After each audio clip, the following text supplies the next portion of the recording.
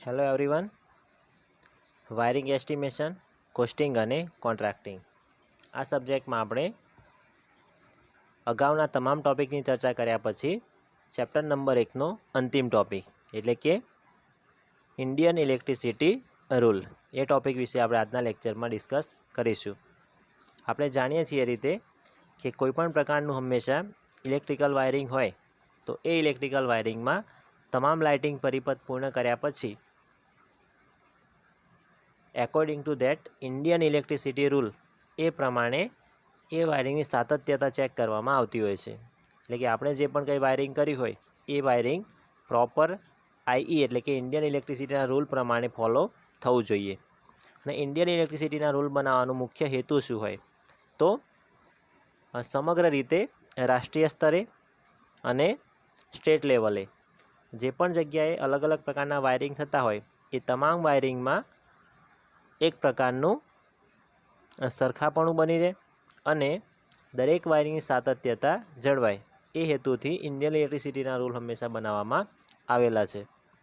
તો Indian ઇલેક્ટ્રિસિટીના rule પ્રમાણે આપણે જોઈશું કે એમાં અલગ અલગ પ્રકારના પેટા વિભાગો પાડેલા હોય છે.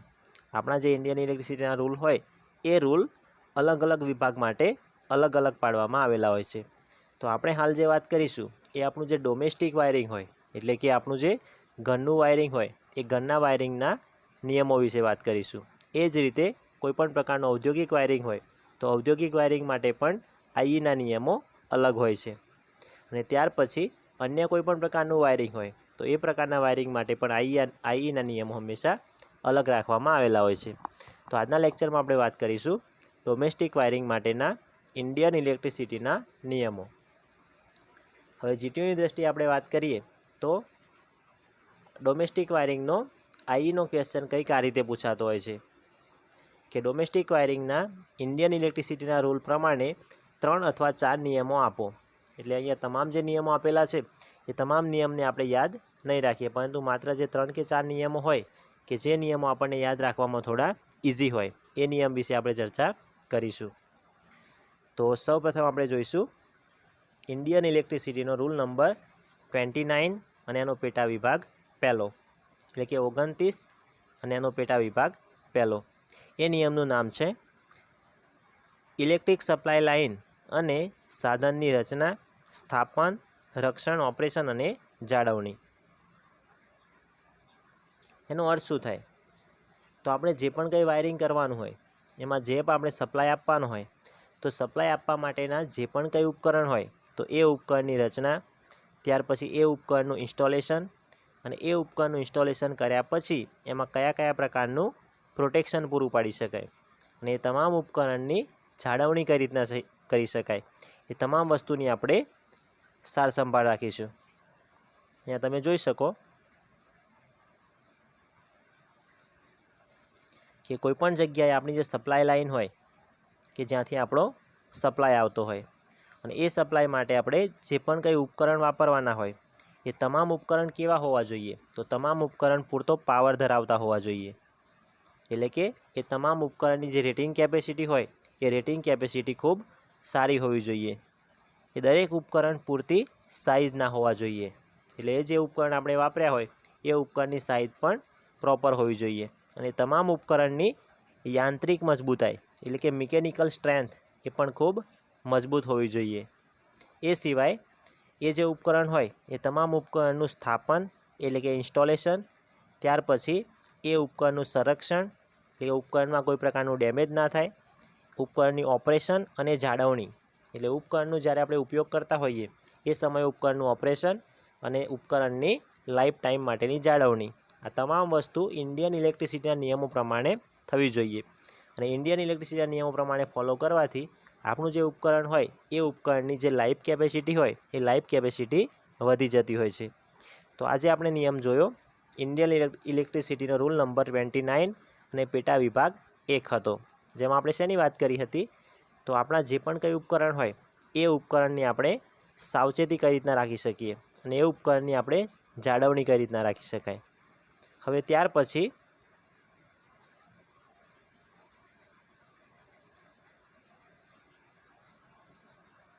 બીજા એક નિયમની આપણે વાત કરીશું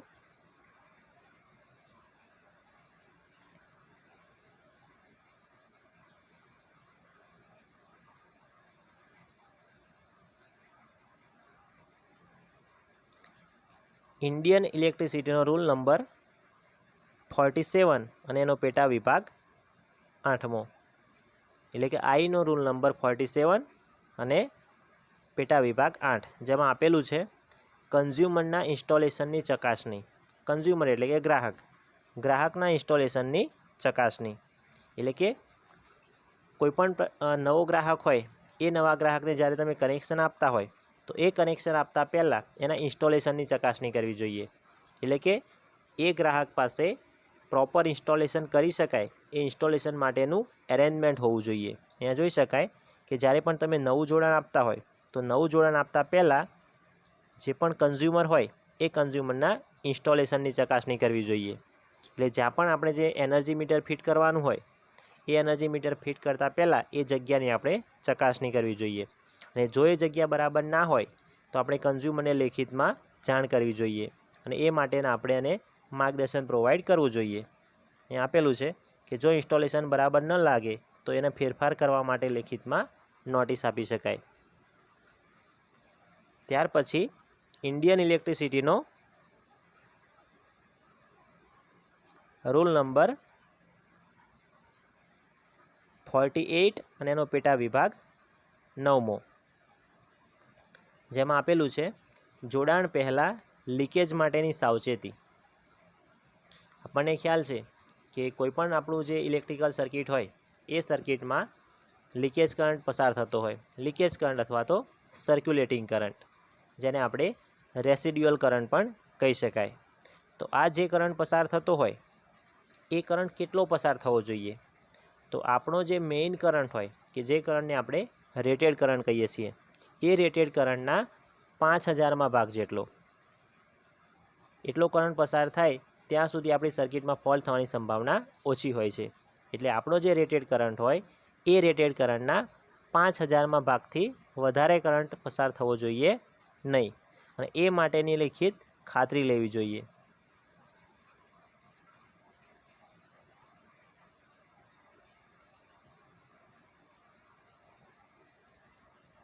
અને જ્યારે પણ કન્ઝ્યુમર આ પ્રમાણેની આપણે ખાતરી આપશે ત્યાર પછી જ હંમેશા ત્યાં તમે ઇન્સ્ટોલેશન કરી શકશો. તો ખાસ આ નિયમમાં આપણને શું આપેલું છે? તો સર્કિટમાં જે લીકેજ કરંટ પસાર થાય એ લીકેજ કરંટ કેટલા સુધી પસાર થાય ત્યાં સુધી આપણી સર્કિટને નુકસાન થવાની સંભાવના ઓછી રહેલી છે એ વિશેની માહિતી આપેલી છે. તો આપણી જે સર્કિટ હોય એ સર્કિટનો જે કુલ રેટેડ કરંટ હોય એનો 5000મો ભાગ હોય, જે કરંટ હોય એનો 5000મો ભાગ, ત્યાં સુધી લીકેજ કરંટ પસાર થાય તો સર્કિટમાં કોઈ પ્રોબ્લેમ આવવાની સંભાવના ઓછી હોય છે, પરંતુ એનાથી વધુ કરંટ પસાર થવો જોઈએ નહીં. ત્યાર પછી નિયમ આપેલો છે ઇન્ડિયન ઇલેક્ટ્રિસિટીનો નિયમ નંબર 50 અને એનો પેટા વિભાગ છે 10મો, એનર્જીનો સપ્લાય અને ઉપયોગ. એનર્જીનો સપ્લાય અને ઉપયોગ એટલે કે મેઇન સ્વિચબોર્ડ સુધી આપણને જે પણ એનર્જી મળતી હોય એ એનર્જીનો આપણે જ્યારે ઉપયોગ કરતા હોઈએ તો એ ઉપયોગ કરતાં પહેલાં આપણે સેફ્ટી ડિવાઇસ વાપરવી જોઈએ. સેફ્ટી ડિવાઇસ તરીકે આપણે ફ્યુઝ, એમસીબી અથવા તો સર્કિટ બ્રેકરનો ઉપયોગ કરી શકાય. અહીંયા દર્શાવેલું છે કે યોગ્ય ક્ષમતાની લિંક સ્વિચ અથવા તો સર્કિટ બ્રેકર, જ્યાં સુધી એની પ્રોટેક્ટિવ ડિવાઇસ મૂકવામાં ના આવે ત્યાં સુધી કન્ઝ્યુમરને સપ્લાય આપવામાં આવતો નથી. એટલા માટે જ આપણે જોઈએ છીએ કે કોઈપણ પ્રકારનું કનેક્શન હોય તેમાં મેઇન સ્વિચબોર્ડની સાથે હંમેશા ફ્યુઝ અને અન્ય પ્રકારની પ્રોટેક્ટિવ ડિવાઇસનો ઉપયોગ કરવામાં આવતો હોય છે. ત્યાર પછીનો નિયમ છે ઇન્ડિયન ઇલેક્ટ્રિસિટીનો નિયમ નંબર 56 અને એનો પેટા વિભાગ 11,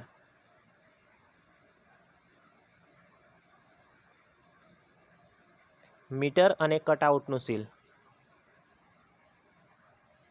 આપણને ખ્યાલ છે કે જ્યારે અગાઉના સમયમાં એનાલોગ પ્રકારના મીટરનો ઉપયોગ થતો હતો અને અત્યારના જમાનામાં ડિજિટલ પ્રકારના મીટરનો ઉપયોગ થાય છે.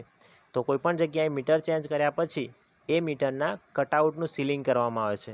એટલે એ મીટર ઉપર આપણે જોયું હશે કે એક નાની પેટીમાં એક સીલ લગાવવામાં આવે છે અને એ સીલને કોઈથી ઓપન કરી શકાતો નથી. એની પ્રોપર પરમિશન વગર એ સીલને ઓપન કરી શકાતો નથી, અને આ સીલ જો કોઈ તોડશે તો એની સામે કન્ઝ્યુમર સામે એક્શન લેવામાં આવશે.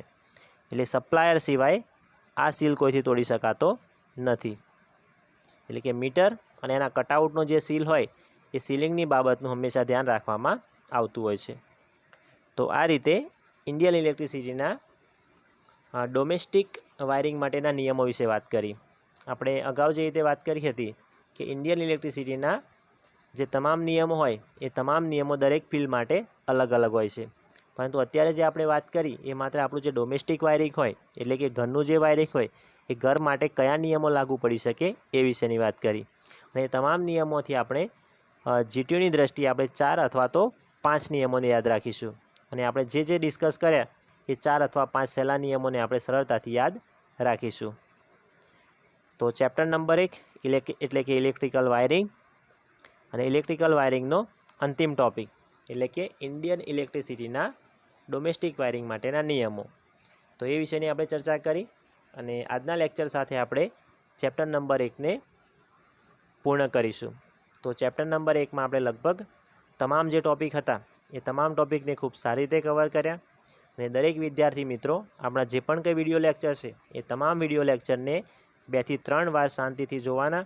અને એ વિડીયો લેક્ચર જોયા પછી ટેમ્પરરી પોતે એક રફ નોટબુકમાં પોતાની રીતે આન્સર લખવાનો પ્રયત્ન કરવાનો. અને એ આન્સર લખ્યા પછી જે પણ કંઈ તમને અસાઇનમેન્ટ આપવામાં આવ્યું હોય એ અસાઇનમેન્ટમાં સારી રીતે તમારે આ આન્સર લખવાનો છે. વાયરિંગ એસ્ટિમેશન, કોસ્ટિંગ અને કોન્ટ્રાક્ટિંગ આપણા સબ્જેક્ટમાં જે પણ એસાઇનમેન્ટ આપવામાં આવે એ એસાઇનમેન્ટનો જ્યારે તમે આન્સર લખતા હોય તો એ આન્સર આપણે ચોપડીમાંથી બેઠો કોપી કરીને લખવાનો નથી. જે પણ કંઈ આન્સર હોય એ આન્સર તમારે તમારી લેંગ્વેજમાં લખવાનો છે, જેથી કરીને તમે એક્ઝામ ટાઈમે સારું પરફોર્મ કરી શકાય. અને બુકમાંથી જો ખ્યાલ ના આવતો હોય તો આપણે વિડીયો લેક્ચર જે મૂકેલા છે એ વિડીયો લેક્ચરને 2 થી 3 વાર જોવાના. અને મેં જે લેંગ્વેજમાં તમને સમજાવ્યું છે એ જ લેંગ્વેજમાં તમારે આન્સર લખવાનો પ્રયત્ન કરવાનો છે. તો આશા રાખું છું કે ચેપ્ટર નંબર 1માં દરેક વિદ્યાર્થીને ખૂબ સારી રીતે ખ્યાલ આવ્યો હશે. Thank you.